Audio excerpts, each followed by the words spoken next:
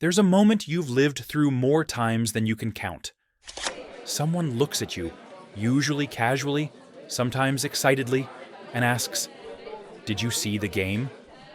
And every time, something subtle happens inside you. Not confusion, not embarrassment, just a quiet knowing. No. And not only no, but never even thought about it. You answer politely. You smile. You keep it light. But somewhere underneath, there's a familiar tension, a sense that you're slightly out of place, slightly misaligned with the room. It's not that you don't understand what they're asking, it's that you don't understand why it matters. And for most of your life, you've assumed that says something uncomfortable about you. You've watched how animated people become around sports, how emotions rise and fall together, how strangers suddenly speak the same language, how winning feels personal, how losing feels devastating. And you've wondered, quietly, what you're missing. You've heard the implications, even when they weren't spoken. That you're boring, that you lack passion, that you're detached, that something in you never quite turned on, so you learned to manage it. You learned when to nod, when to ask the right follow-up question, when to laugh along even though nothing inside you moved. And slowly, over time, you absorbed the idea that your indifference was a flaw, that there was a correct way to care. And you didn't do it right. But here's the interruption no one ever gave you. That story you've been telling yourself is wrong. Not incomplete, not exaggerated, wrong. Because the absence you feel isn't emptiness, it's orientation. Your mind isn't missing something. It's pointed in a different direction. And once you see that, the shame starts to loosen. Humans didn't evolve to be neutral observers. They evolved to belong. For most of history, being part of a group wasn't optional. It was survival, safety, continuity. Our brains still carry that wiring. When people watch sports, their nervous system isn't responding to entertainment. It's responding to identity, to belonging, to shared fate. That's why emotions spike so quickly.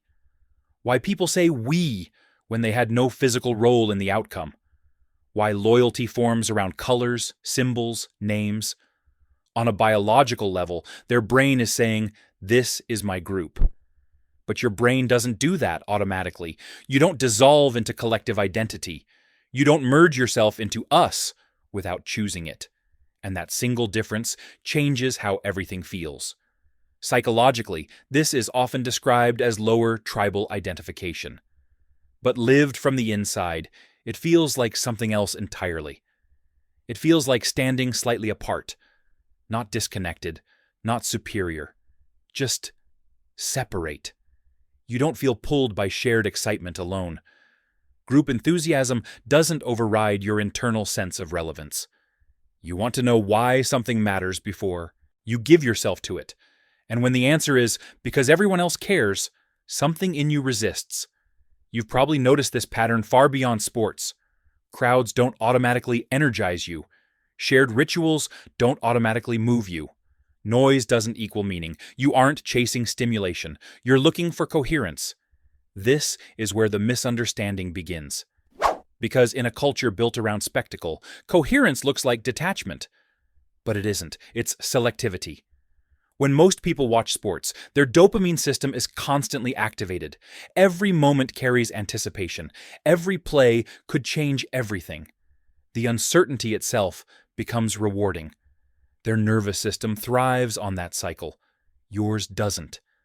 You don't get energized by watching risk from a distance. Your system doesn't spike just because something might happen. You feel alive when you're involved, when your presence matters, when your effort shapes the outcome. That's why vicarious intensity falls flat for you. It isn't that you don't feel deeply, it's that you don't feel secondhand. And this is where the quiet cost shows up. Because you live in a world that celebrates spectatorship. A world that treats emotional investment from the sidelines as passion. And you are not built for the sidelines, so you've spent years feeling slightly misaligned, slightly behind, slightly invisible. Not because you're absent, but because your presence doesn't perform. You don't surge emotionally on cue. You don't borrow excitement just to feel something. You wait. You observe. You decide. And that patience has been mislabeled as indifference. But indifference doesn't ache. Indifference doesn't question itself. Indifference doesn't feel misunderstood. You do. Because your emotional energy isn't shallow, it's concentrated. You don't spread it across endless narratives that don't touch your life. You reserve it for places where it can actually land. That means when you care fully, quietly, intentionally, without needing permission. But because that care doesn't announce itself, it's often overlooked. You've probably tried to force yourself to care at some point, watched games you didn't enjoy, hoped repetition would create feeling, waited for the moment it would finally click. It never did. Because meaning doesn't arrive through obligation. And deep down, you've always known that. What you haven't known is that your way of engaging with the world has a logic to it. You don't want reflected victories. You don't want borrowed identity. You don't want to outsource meaning. You want experiences that are earned. That doesn't make you cold. It makes you anchored. And anchoring yourself in your own life takes effort. Because when you don't plug into collective narratives, you don't get automatic relief. You don't get ready-made excitement. You don't get handed belonging. You have to build significance yourself. And that's tiring. You've felt that tiredness in rooms full of noise that doesn't move you, in conversations that circle around things you don't feel, in moments where you wonder if you should pretend harder just to fit. But pretending costs you something. It pulls you away from the quiet clarity you live in. There's someone like you in every room. They're not loud. They're not disengaged. They're watching, processing, standing in the space between reactions. They aren't empty. They're waiting for something real enough to step into. And that waiting has been misunderstood for most of your life. You don't need constant stimulation to feel alive. You need resonance. You need depth that doesn't collapse when the story ends. And that difference, misread for years, has shaped how you move through the world. But it's also left you carrying a question you've never quite allowed yourself to ask. If I don't care about what everyone else cares about, what does that mean about me? The answer isn't deficiency, it's direction. And you're just beginning to see where it points. What that direction has been pointing toward all along isn't distance from life. It's intimacy with it. Once you stop measuring yourself against what excites the crowd, something subtle shifts. You begin to notice where your attention naturally goes when it isn't being judged.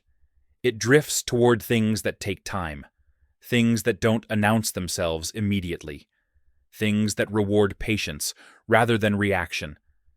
You've always known this about yourself, even if you never named it.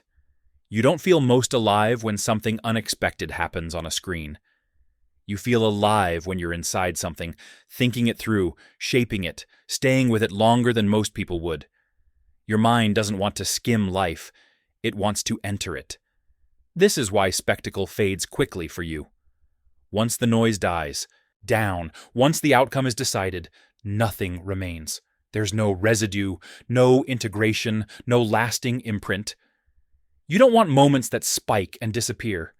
You want experiences that settle, and that preference has consequences. In a world that moves quickly, that demands immediate response, that celebrates visible passion, you often feel out of step. You're asked, implicitly, to speed up, to care faster, to react louder. But speed dulls you. When you rush, you lose access to the very thing that makes you who you are. Your ability to notice patterns, to hold complexity, to stay present without being swept away. So you slow down. And slowing down, in this culture, is often mistaken for disengagement. But disengagement is turning away. You're turning inward. You're checking whether something belongs in your life before you let it shape you. That discernment is not indecision, it's self-respect. Still, it hasn't been easy to carry. Because when you don't attach yourself to collective narratives, you don't get the comfort they provide. You don't get shared highs or shared griefs on command. You don't get to disappear into rituals that dissolve individuality. You stay yourself. And staying yourself requires strength. It means sitting with silence when others fill it. It means tolerating misunderstanding. It means being okay with not having an answer ready when someone asks what you're excited about. You've probably felt the exhaustion of that stance. Not dramatic exhaustion, quiet exhaustion, the kind that comes from constant adjustment, from translating yourself, from wondering if it would be easier to just care about what everyone else cares about. But ease has never been your goal. Truth has. And the truth is, your attention isn't meant to be scattered. It's meant to be protected. People like you often experience meaning more intensely because you don't give it away freely. When something finally earns your interest, you don't dabble. You commit. You stay. You go deep. That depth doesn't show up as excitement. It shows up as presence. You're the one who notices when something is off before anyone else does. The one who senses shifts beneath the surface. The one who remains steady when others are pulled into emotional currents they don't understand. That steadiness is not numbness, it's grounding. And grounding allows you to remain in your own life instead of living through someone else's. There's something quietly radical about that, about choosing not to spend hours invested in outcomes you can't influence. Not because you're detached, but because you respect the finite nature of your attention. You know, instinctively, that where you place your focus shapes you. So you're careful. Careful with noise, careful with borrowed emotion, careful with identities that ask you to dissolve yourself to belong. That doesn't mean you don't want connection. It means you want reciprocal connection. You want your care to matter. You want your presence to have weight. You want engagement that isn't one-sided. This is why parasocial attachment never felt right to you. You don't want to invest emotionally where nothing flows back. You don't want to feel alongside something without being able to touch it. You want participation. And participation requires boundaries. This is the insight most people miss. You don't need to change your indifference. You need to honor it, because indifference in you isn't absence. It's a boundary. It protects you from emotional overload, from constant stimulation, from narratives that pull you away from yourself. When you ignore that boundary, you feel drained, disoriented, slightly unreal.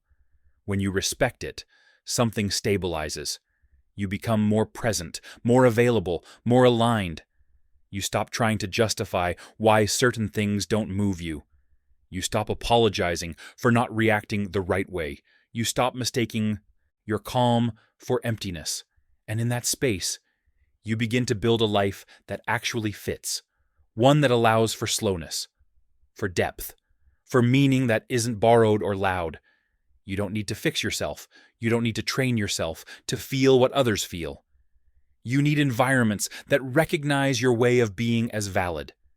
Spaces where reflection isn't treated as absence. Where quiet interest isn't overlooked. Where attention is invited, not demanded. When you find those spaces, or create them, you change. Not into someone louder, into someone clearer. Your mind sharpens, your energy returns, your sense of self solidifies, and you realize something that shifts everything. You were never missing out. You were opting in elsewhere. Your path has always been less visible, less celebrated, less easily shared. But it's real, and it's yours. The moment you stop treating your difference as a problem to solve, it becomes something else entirely, a compass, one that's been pointing you toward a different kind of engagement all along. And now that you can see it, you may start to wonder what else about you was never broken, just waiting to be understood. Would you like to explore that next?